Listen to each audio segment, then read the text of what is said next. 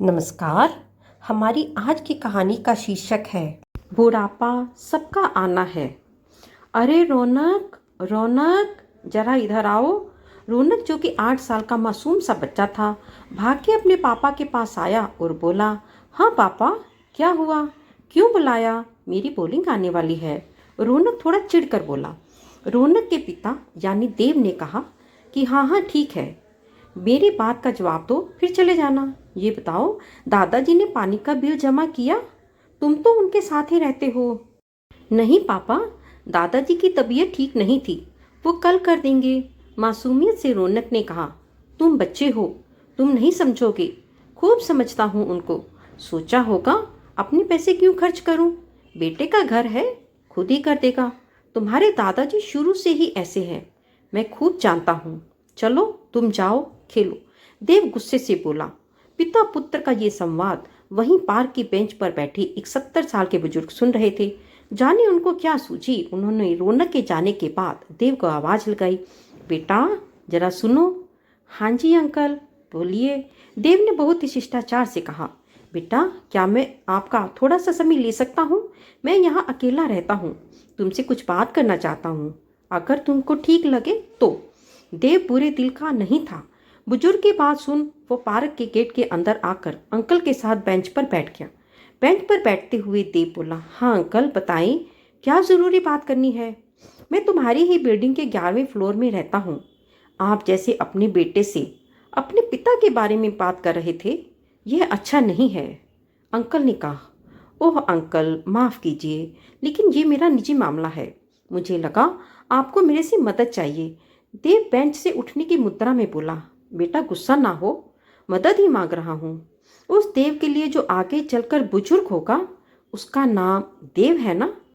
Uncle ने ये बात बहुत ही रहस्यवादी तरीके से बोली। हाँ मेरा नाम देव है, लेकिन मैं आपकी बात समझा नहीं। बुजुर्ग देव की मदद मतलब? असमंजस की स्थिति में देव बोला, तुम ऐसे नहीं समझोगे, एक लड़के की कहानी सुनाता हूँ। अंकल हंसते हुए बोले। देव को अंकल की बातें कुछ अजीब सी लगी और वो सुनने को तैयार हो गया। ये कहानी है एक लड़के की जिसका नाम था कृष्णकांत। माता पिता की अकेली संतान, माता पिता की आंखों का तारा। पिता ने मेहनत कर अपने बच्चे का दाखला एक नामी स्कूल में कराया। बेटा जो मांगता पिता अपने बेटे को देर सवेर सब ला कर देता। बेटा पढ़ाई लिखाई में अच्छा था। एक दिन की बात है, तब कृष्णा 12वीं क्लास में आ गया था। स्कूल से आकर उसने अपना बैग गुस्से से बिस्तर पर फेंका और अपने सर पर हाथ रखकर वहीं बैठ गया। माँ ने देखा तो चिंतित सी अपने बेटे के पास आई और बोली, क्या हुआ कृष्णा, इतना उदास क्यों है? किसी ने कुछ कहा? मुझे बता। नहीं माँ, किसी ने कुछ नहीं कहा। कृष्णा ने कहा, तो इतना गुस्से में क्यों है? माँ चिंतित सी बोली, माँ क्या मुझे सपने देखने का कोई हक नहीं है, सिर्फ इसलिए क्योंकि मैं एक क्लर्क का बेटा हूँ? मेरे साथ वाले बच्चे डॉक्टर और इंजीनियर बनने की तैयारी कर रहे हैं, वो सब मेरा मजाक बनाते हैं। सोनू के पापा भी तो बैंक में क्लर्क है, उनके यहाँ तो कोई कमी नहीं है। कृष्णा ने गुस्से और दुख के स्वर में कहा। माँ ने बेटे को सीने से लगाया और गुस्से से बोली, अरे बेटा, तेरे पापा ठहरे राजा हरिश्चंद्र, किसी से कोई ऊपरी या नीची कमाई ना लेने वाले। अब ऐसे में क्या कर सकते हैं? ये भी अगर औरों की तरह कुछ कमाई लाते तो शायद हमारी आर्थिक स्थिति अच्छी होती। तू परेशान ना हो, शाम को बात करती हूँ तेरे पापा से। उस दिन माँ ने गुस्से और गलती से ही अपने बेटे के दिमाग में पिता को लेकर गुस्से का बीज डाल दिया। उसको पता नहीं था कि आगे जाकर ये बीज उसको और उसके पति दोनों के लिए घातक होने वाला है। शाम को जब पिताजी आए तो माँ ने सारी बात कह डाली। कृष्णकांत पर्दे के पीछे सब सुन रहा था। देखो, मैं भी अपने बेटे की तरक्की चाहता हूँ, और मेरा कृष्णा तो वैसे भी होशियार है। कृष्णा चाहे तो वजीफा लेकर भी इंजीनियरिंग कर सकता है। ये क्या बात हुई जी, अगर वजीफा नहीं मिला तो मतलब उसके सपने तो गए, माँ बोली। उस दिन कृष्णकांत को अपने पिता पर बहुत गुस्सा आया। उसने ये नहीं सोचा, इससे पहले पिताजी मेरी हर बात पूरी करते आए हैं। उसने ये भी नहीं सोचा कि देखो मेरे पिता को मुझ पर कितना भरोसा है। कृष्णकांत ने 12वीं बहुत ही अच्छे नंबरों से पास की। पिता ने उसका दाखिला एक प्राइवेट इंजीनियरिंग कॉलेज में कराया। उस समय ना माँ ने सोचा ना बेटे ने कि आखिर एडमिशन हुआ कैसे। दोनों माँ बेटा एडमिशन होने की खुशी में सब भूल गए। कृष्णकांत अब कॉलेज जाने लगा था। कॉलेज जाने पर लोगों के हाव भाव देखकर कुछ परिवर्तन कृष्णा में आना स्वाभाविक था। नए दोस्त, नया माहौल में कृष्णकांत काफी बदल गया। एक दिन उसने अपने एक दोस्त के पास नई बाइक देखी। वो कॉलेज से घर आया। शाम को जब पिताजी घर आए तो कृष्णा बहुत उत्साह के साथ बोला, पापा जी, आज मैंने अपने दोस्त के पास नई बाइक देखी। क्या बाइक थी पापा, लाल और काले रंग की। उस पर बैठ मेरा दोस्त क्या लग रहा था। पापा प्लीज मुझे भी दिला दीजिए। पिता ने एक ठंडी सांस ली और बोले, कृष्णा, मेरे पास इतने पैसे नहीं हैं कि मैं तुमको बाइक दिला सकूं। आज तुमने बाइक देखी, कल कार देखोगे, कहाँ से इतना कर पाऊंगा। देखो, तुम पढ़ाई पर ध्यान दो। जब नौकरी लग जाए तो सारे शौक पूरे कर लेना। कृष्णा गुस्से में उठा और अपने कमरे में ये बोलता चला गया कि इनसे तो कुछ मांगना ही बेकार है। किसी भी चीज के लिए पैसे होते ही नहीं है। पिताजी को ये बात सुन बहुत दुख हुआ। माँ किचन में काम कर रही थी। वहां से हाथ पोंछते हुए पिताजी के पास आते हुए बोली कि क्या हुआ। कृष्णा बाइक की जिद कर रहा है, इसको समझाओ। मेरे पास इतने पैसे नहीं हैं। कॉलेज के एडमिशन के लिए मैंने लोन लिया है। कृष्णा, और तुमने भी ये जानने का प्रयास नहीं किया कि कहाँ से इतने पैसे आए। लोन भी चुकाना होता है। माँ ने पिताजी के कंधे पर हाथ रखकर कहा, आप परेशान मत हो। हमारा कृष्णा जब कमाने लगेगा तब लोन भी उतर जाएगा। लेकिन पता नहीं क्यों पिताजी को आभास हो गया था कि उनका कृष्णकांत अब पहले जैसा नहीं रहा। वो दिन रात मेहनत करते, ओवर टाइम करते ताकि लोन उतर जाए, लेकिन कृष्णा को कोई मतलब नहीं था। दिन प्रतिदिन वो बस अपने पिताजी को गलत समझता। समय बीता और कृष्णकांत ने अच्छे नंबरों के साथ अपनी इंजीनियरिंग की पढ़ाई पूरी की, जिसकी वजह से एक अच्छी कंपनी में उसको नौकरी मिल गई। अब तो कृष्णा 7वें आसमान पर था। घर वाले भी बहुत खुश थे। अपनी पहली सैलरी से वो बाइक लेकर आया। उसने बाइक अपने पिता के सामने खड़ी की और बोला, देखो पापा, आपने कहा था ना खुद के पैसों से बाइक लेना। देखो मैंने ले ली, आगे कार भी लूंगा। पापा ने हंसते हुए कहा कि क्यों नहीं बेटा, जरूर। बेटे के शब्द पिता को कहीं ना कहीं चुभ गए थे, पर उन्होंने जाहिर नहीं होने दिया। माँ को भी बुरा लगा। समय बीता और कृष्णा ने खुद के पैसों से घर लिया, लेकिन पिताजी वहाँ कुछ असहज महसूस करते। वो माँ से कहते भी, सुनो, यहाँ से चलो। लेकिन माँ बेटे के मुंह में कुछ समझ नहीं पाई। पिताजी अब रिटायर हो गए थे। समय घर पर ही बीतता। कृष्णकांत की जैसे जैसे लाइफस्टाइल चेंज हो रही थी, माता पिता के साथ उसका व्यवहार भी बदल रहा था। खासकर पिताजी से तो आए दिन वो कुछ न कुछ मुंहजोरी करता रहता। कुछ सालों बाद कृष्णकांत ने अपनी पसंद की लड़की से शादी कर ली।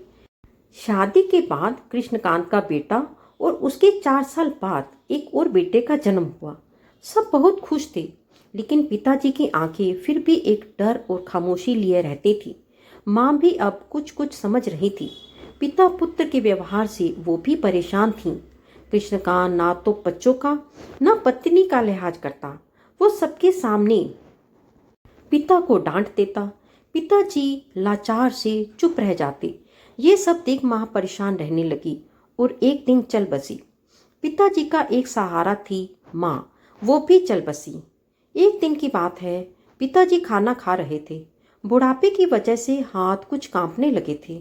गलती से खाना टेबल पर गिर गया, जिससे कृष्णकांत की बीवी का मुंह बन गया। बीवी का ऐसा मुंह देख कृष्णकांत गुस्से से उठा और पिताजी को बाजू से जोर से उठा उनके कमरे में ले गया। वहां जोर जोर से पिता से बोला, आपको तमीज नहीं है खाना खाने की। आज शायद पिताजी से भी नहीं रहा गया और वो बोले, अरे जिस आदमी ने तुझको खाना सिखाया आज उसको ऐसे बोल रहा है।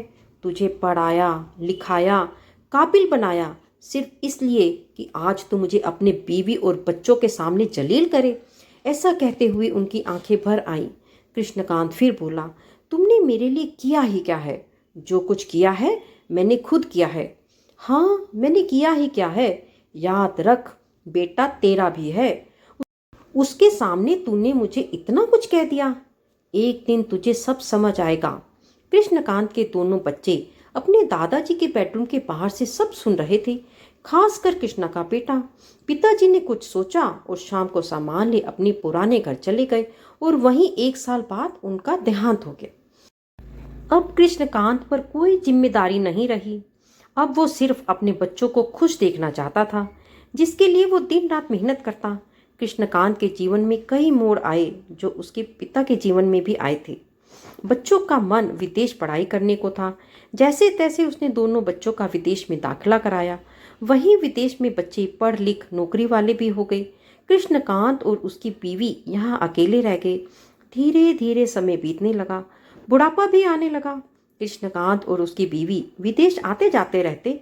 इसके बाद दोनों बच्चों ने विदेश में ही अपनी पसंद के जीवन साथी के साथ शादी कर ली। शादी के बाद बच्चों के व्यवहार में परिवर्तन आने लगा, जो कि आना ही था। बच्चे अपने जीवन साथी के हो गए। कुछ समय बाद बच्चे भी माता पिता बन गए और अब वो अपने बच्चों की देखभाल में बिजी हो गई। वो अब माता पिता को उतना विदेश नहीं बुलाते थे जितना पहले हुआ करता था। फिर भी सब नॉर्मल ही चल रहा था। एक दिन की बात है, कृष्णकांत और उसकी पत्नी अपने बेटे के परिवार के साथ खाना खा रहे थे। यह बात विदेश की है। तभी सूप बहुत गर्म होने की वजह से कृष्णकांत का मुंह जल गया, जिसकी वजह से उसने सूप मुंह से निकाल दिया और उसके हाथ से चम्मच भी छूट गई। कपड़े भी खराब हो गए। कृष्णकांत की बीवी ने उसको पानी दिया ताकि कुछ राहत मिले। बेटे की बीवी ये देख गुस्से में तमतमा गई और ये देख बेटे ने जोर से चिल्लाकर अपने पिता से कहा, आपको खाना खाने की तमीज नहीं है? अगर सूप गर्म था तो नैपकिन नहीं ले सकते थे, उसमें निकाल देते। कृष्णकांत कुछ कहने को हुआ, इतने में उसका 8 साल का पोता बोला, grandfather you have no manners. ये सुनते ही कृष्णकांत की बीवी कुछ कहने को हुई, लेकिन कृष्णकांत ने उसको रोक दिया। रात में सोते हुए कृष्णकांत ने अपनी पत्नी से कहा, याद है ऐसे ही एक दिन मैंने अपने पापा का अपमान किया था और घर से जाते वक्त उन्होंने कहा था, तेरा भी बेटा है, याद रख, एक दिन तुझे सब समझ आएगा। इतना सुनते ही कृष्णकांत की बीवी रोने लगी। वो बोली, आप सही कह रहे हैं। अपने बड़ों का अपमान, वो भी अपने बच्चों के सामने, करने का यही परिणाम होता है। इस घटना के 2 दिन बाद दोनों पति पत्नी वापस विदेश से हिंदुस्तान आ गए। यहाँ वापस आने के बाद कृष्णकांत एक दिन अपने पिता के संदूक, जिसमें उनके कपड़े होते थे, उसको अपने स्टोर रूम से निकालकर देखने लगा। उसकी आंखों में आंसू थी, लेकिन अब बहुत देर हो चुकी थी। कृष्णा ने संदूक खोला और उसमें रखे सामान को देखने लगा। उसकी बीवी उसके पास ही जमीन पर बैठ गई। वो भी अपने किए पर बहुत दुखी थी। तभी कपड़ों के बीच में से कृष्णा को एक फाइल मिली। उसने उत्सुकता से फाइल को खोला। उसकी बीवी भी आंखें गाड़े देखने लगी कि क्या है। कृष्णकांत धीरे से बोला, बैंक के कागज लग रहे हैं। उसने पढ़ा तो वो लोन के कागज थे, उसके एजुकेशन लोन के कागज। 5 लाख का लोन था।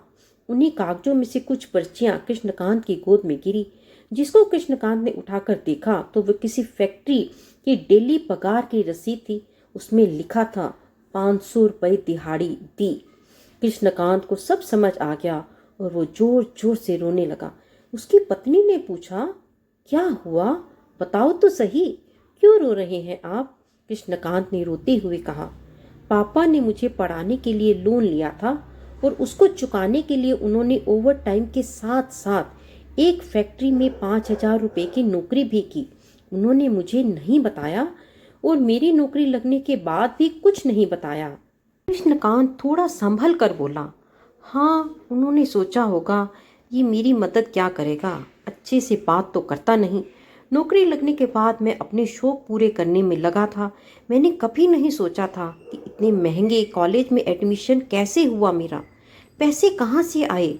मैं तो एडमिशन और नए दोस्तों में ही खो गया। उसके बाद अपनी ज़रूरतें पूरी करने में। इतना कह अंकल ने लंबी सांस ली। देव और अंकल दोनों की आंखों में आंसू थे। देव बोला, अंकल आपने ठीक कहा, अपने बारे में सोचने में हम भूल ही जाते हैं कि हमारे माता पिता ने हमारे जीवन में क्या योगदान दिया है। हम उनका सम्मान करना तक भूल जाते हैं। हमको बदतमीजी करते देख बच्चे भी वही करने लग जाते हैं। अंकल मुझे माफ़ कर दें, आगे से मैं कभी रौनक के सामने और अकेले में भी कभी पापा के साथ बुरा व्यवहार नहीं करूँगा। इतना कहकर देव भी रोने लगा। अंकल ने उसके पीठ पर हाथ फेरा। तब देव थोड़ा संभलते हुए और हंसते हुए बोला, अंकल अब आप मुझे अपने बेटे की तरह समझें, किसी बात की फिक्र ना करें। अंकल ने हंसते हुए उसको देखा और फिर बोले, चलो बेटा घर चलते हैं। तुम्हारा बेटा भी घर चला गया है। 5 बजे से शाम के 7 बज गए हैं। देव ने घड़ी देखी और बोला, हाँ हाँ अंकल, सही कहा। अच्छा अंकल जी बताएं कि ये कृष्णकांत कौन है, इनका आपसे क्या रिश्ता है। अंकल बेंच से उठते हुए और मुस्कुराते हुए बोले, मैं ही कृष्णकांत हूँ। ये सुन देव वहीं सुन बैठा रह जाता है और वो बस अंकल को जाते हुए देखने लगता है। दोस्तों, माता पिता हमारे लिए अमूल्य हैं, उनका सम्मान करना कभी ना भूलना। दोस्तों, हमारी कहानी आपको कैसी लगी कमेंट बॉक्स में ज़रूर बताइएगा। वीडियो को लाइक करें, शेयर करें, चैनल को सब्सक्राइब करना ना भूलें। नमस्कार, धन्यवाद।